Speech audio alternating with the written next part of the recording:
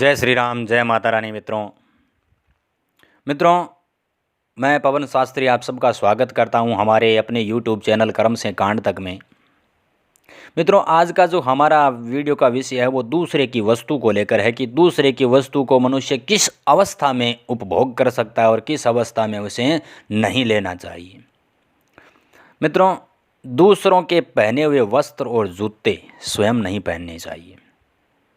दूसरों के उपयोग में लाए हुए यज्ञोपवीत यानी जनेऊ, आभूषण, माला, छाता, वस्त्र और कमंडल का त्याग करना चाहिए। दूसरों की सवारी, दूसरों की सैया, दूसरे का आसन, दूसरे का कुआं, दूसरे का उद्यान यानी बगीचा और दूसरे के घर को बिना कुछ दिए उपभोग करने वाला यानी बिना कुछ दिए उसको यूज करने वाला, वापरने वाला, उस स्वामी के उसके जो वस्तु है उस स्वामी के जो मालिक होता है वस्तु का, उसके चतुर्थ अंश यानी पाप के चौथे अंश का भागी होता है।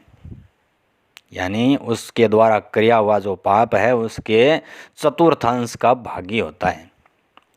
दूसरे का अन्न, दूसरे का वस्त्र, दूसरे का धन, दूसरे की सैया, दूसरे की गाड़ी, दूसरे की स्त्री का सेवन और दूसरे के घर में वास, ये है वो इंद्र के ऐश्वर्य को भी नष्ट कर देते हैं। जो मनुष्य अमावस्या को दूसरे का अन्न खाता है उसका महीने भर का किया हुआ पुण्य है वो अन्नदाता को मिल जाता है।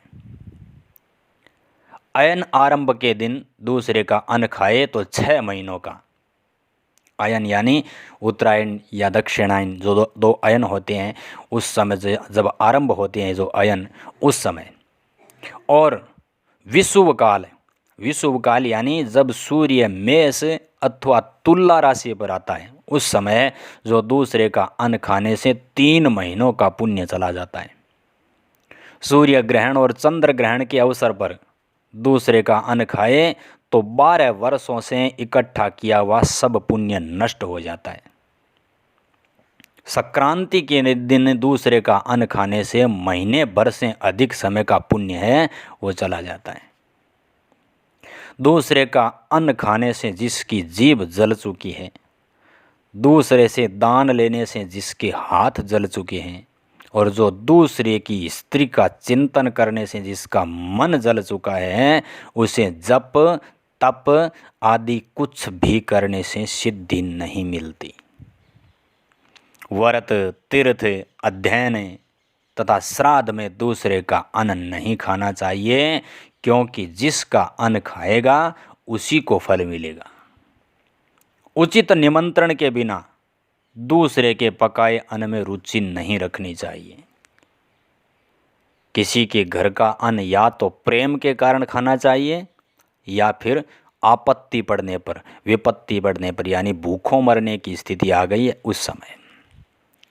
जो निर्बुद्धि गृहस्थ अतिथि सत्कार के लोभ से दूसरे के घर जाकर उसका अन्न खाता है वह मरने के बाद उस अन्नदाता के यहाँ जाकर पशु बनता है।